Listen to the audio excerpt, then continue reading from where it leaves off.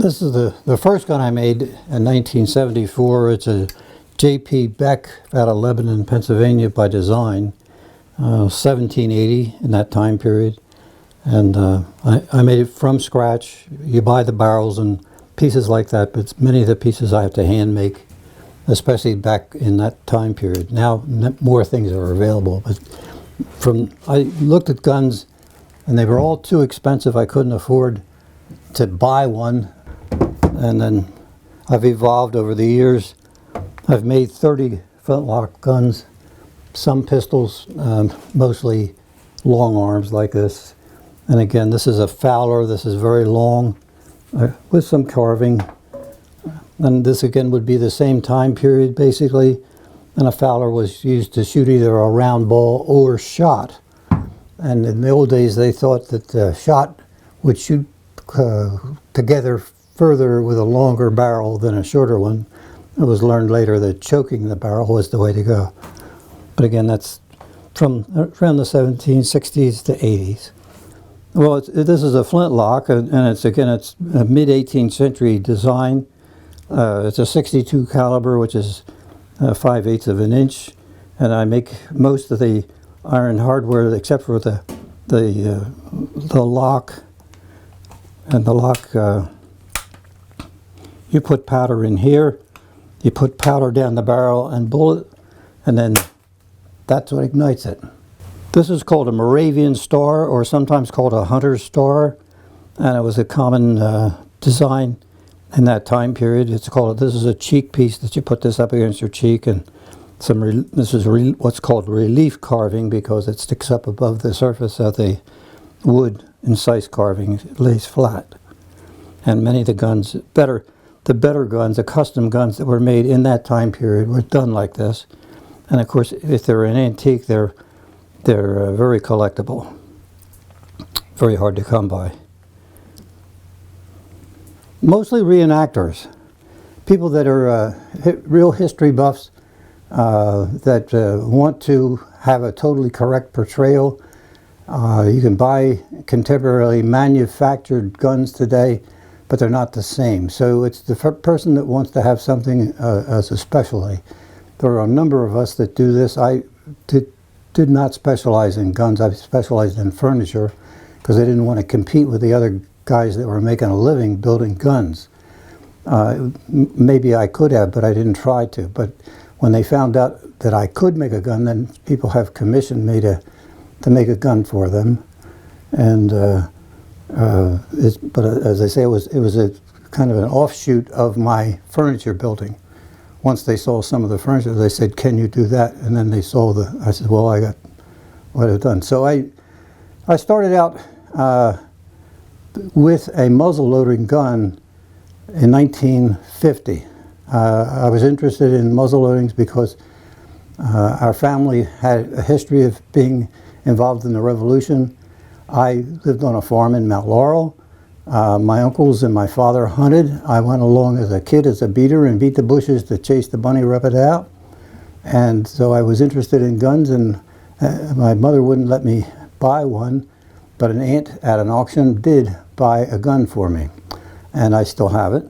And I have a couple others that were given to me. They're not real valuable or valuable at all, but they were made to be shot by a gunsmith in Cinnaminson that has recently died out in New Mexico, Richard Hicks.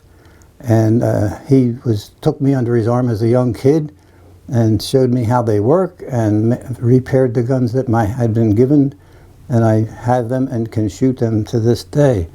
So then I skipped ahead a few years, interested more in things that went fast and made a lot of noise, like race boats and hot rod cars. And then after some injuries in racing boats, my wife said no more. And so I had to go back to something else that I really liked and enjoyed.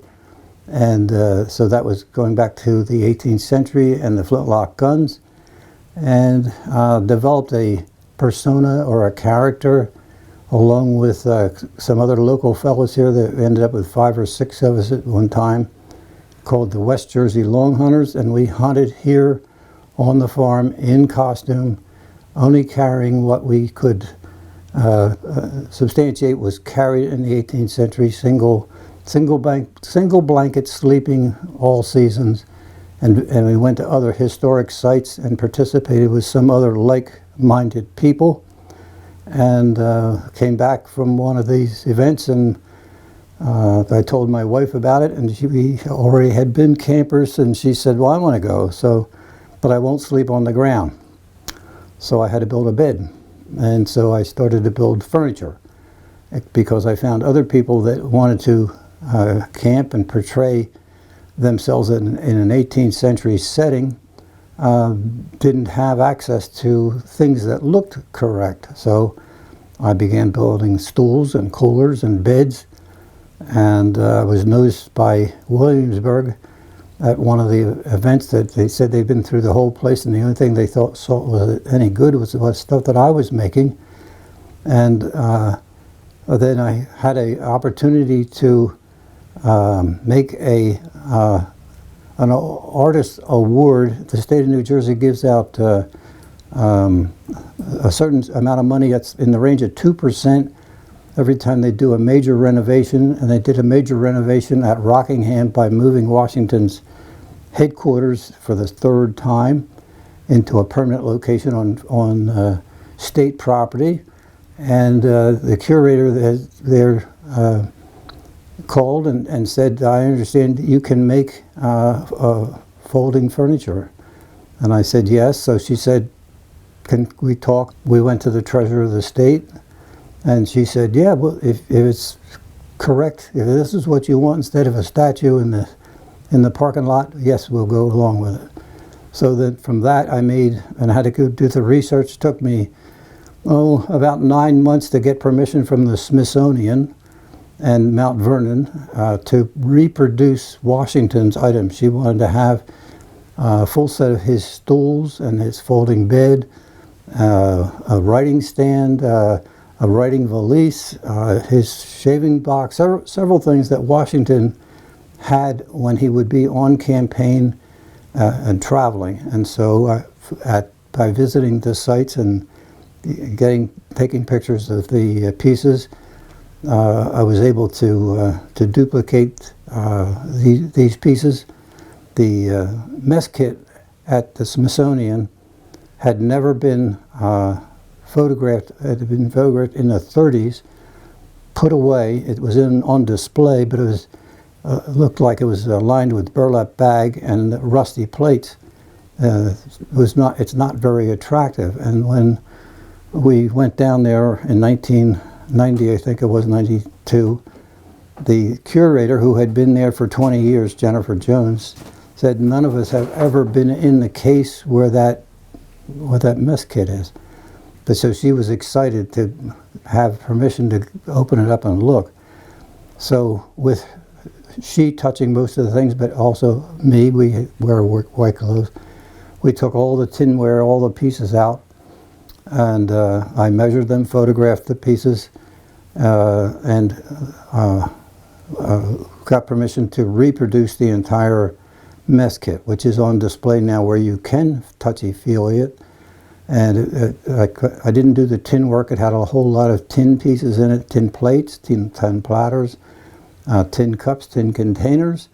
And I contacted a tinsmith that I knew that did real good work. And at first he said, I'm too busy to do it. Then I said, well, but then he said, what mess kit is this? And I said, it's George Washington's. He says, I'll do it. He and his wife got in their car and they went down and they got the tour to see they opened up the case again and let him, because he needed to see it. And what interested him most was it's dated May 1776, so the tinware and how it's manufactured is by that time period, because tinware was made over a period of 300 or 400 years. So he couldn't tell whether it was 19th century. Most people couldn't, because it's not dated. It was never dated. So here he had now the dated material, and he called me on the phone. He and his wife Marcia gone back to Ohio, and he says, "Mando, I thank you so much for letting me get involved with this." He said, "I couldn't believe that I had in my hands pieces that Washington used, Hamilton, folks like that, they were his officers. This was the mess kit. And so it was a rather lengthy project.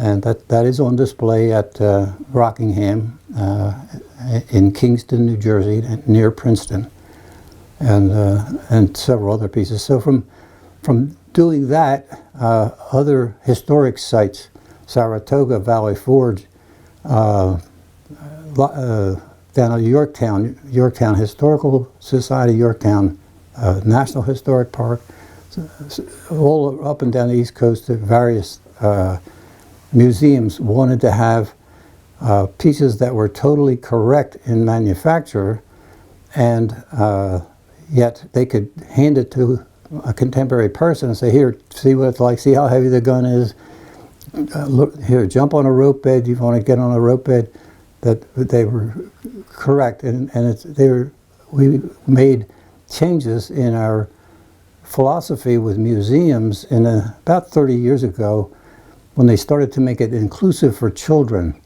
I remember going many times with my parents to historic sites, and there'd be a bedroom and it would have a cordon across the doorway, and I could look in and you could see things, but you couldn't touchy-feely.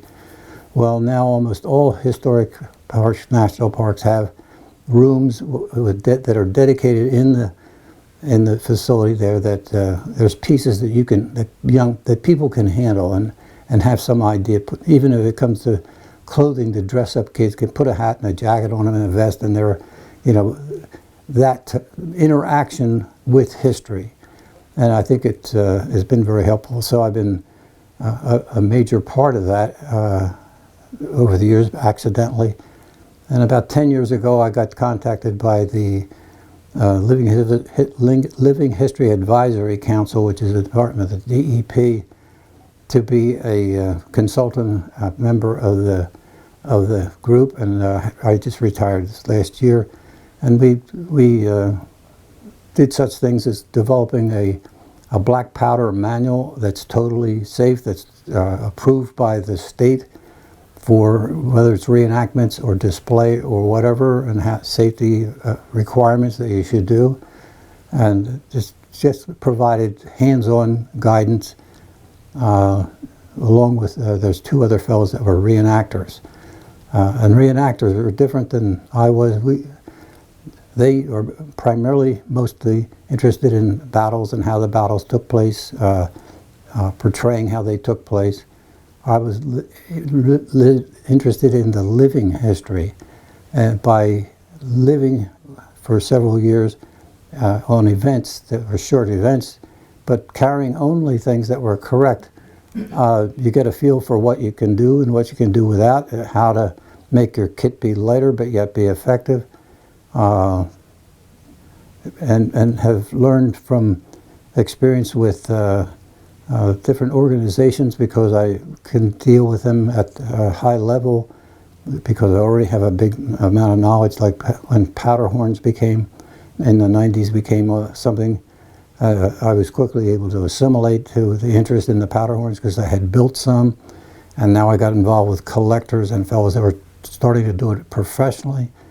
And there were all kinds of information that was determined that almost all powder horns were carried on the right-hand side, and because of the wear. You could look at the horn and you could tell which side it was worn on. So we would, I've been involved in that evolution, which led to actually building a lathe that's an 18th century, correctly built lathe from the 18th century that's portable, relatively heavy, it's substantial, and a powder horn requires a lathe to turn even the horn. You heat the horn, put it on a plug, turn it down, make it thinner on the end where the base goes into it, make the whole base on the lathe. Then there's a wooden tip or horn tip, either way, that goes into the end, and that's threaded and that's turned.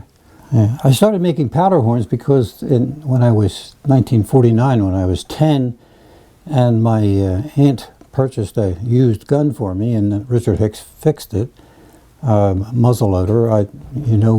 Daniel Boone and all those fellows carried powder horns to carry their powder, so there was no question I wanted to do that. I have my original horn over there in a box that I made when I was 10 years old, which is about this size, but it worked. It was very crude, so it's an accessory that's necessary. Well, then when years later when I transitioned from running around with cars and race boats and went back into strictly 18th century activities, including the firearms of that time period, then I needed to have powder horn, and so I began to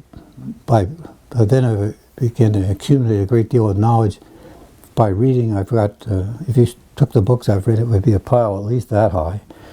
And many of them have pictures and showed you how they were done. And so I began by making some powder horns, which I learned to scrimshaw or engrave on my own. Again, it's trial and error. This horn was made in 1996. And so I've got those, and then I produced this. This is an example of the one built on the lathe. It's got a screw tip horn. The reason for that is that it gives you a larger hole to recharge the horn with the gunpowder. You can put your hand around it and as a funnel. Whereas if you're trying to take a horn like this that has the same size hole, it's hard to get to pour the powder down. So that was the reason for screw tip horns that were manufactured. This is a Philadelphia version. Philadelphia was the epicenter of powder horns. There were 13 horn shops by the time of the Revolutionary War, because in a horn shop they not only made powder horns, which are basically uniquely American. There was no need for powder horns in Europe.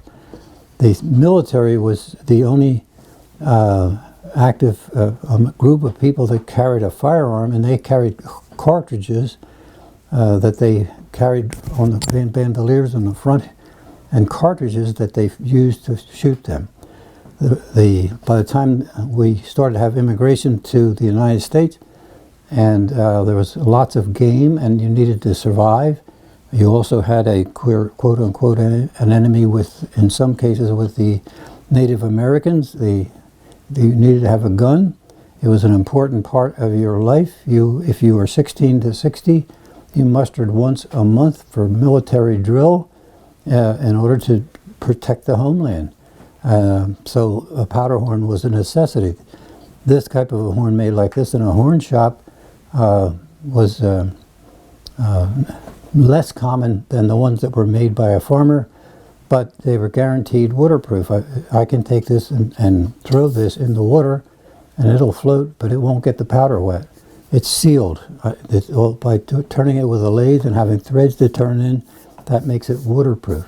Lightweight, waterproof, good reason to use cattle horn for powder horns.